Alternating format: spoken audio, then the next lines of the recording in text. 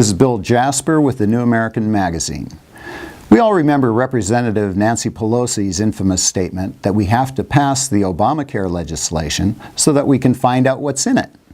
That was in 2010, and Mrs. Pelosi was then Speaker of the House of Representatives.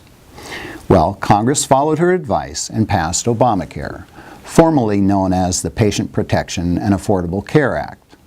3 years later, in October of 2013, tens of millions of Americans began finding out what was really in the bill as they began receiving health insurance cancellations and/or massive premium hikes.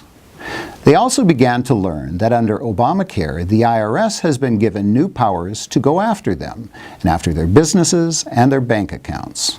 And that is only the beginning.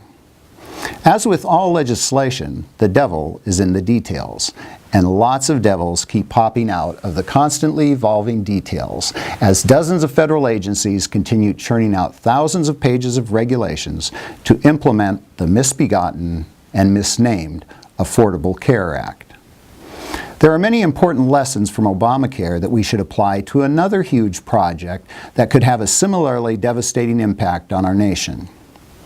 In November 2009, President Obama announced his intention to have the United States participate in a so-called trade agreement known as the Trans-Pacific Partnership. I say so-called trade agreement because 80% of the proposed agreement deals with a great many issues besides trade. The Trans-Pacific Partnership, or TPP as it is called, is an all-out assault on our national sovereignty. It would unconstitutionally transfer legislative powers from the U.S. Congress, our state legislatures, our city and county governments, to multinational corporations and unaccountable international bureaucrats at the World Trade Organization, otherwise known as the WTO. Incredibly, it would also transfer judicial powers from our federal and state courts, which are already bad enough, to globalist TPP judges at regional tribunals and the WTO.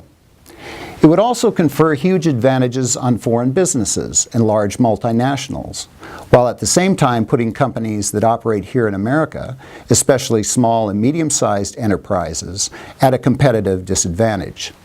American businesses would remain shackled by the regulations of EPA, FDA, OSHA, etc., while their foreign competitors could operate here unimpeded by those same strictures.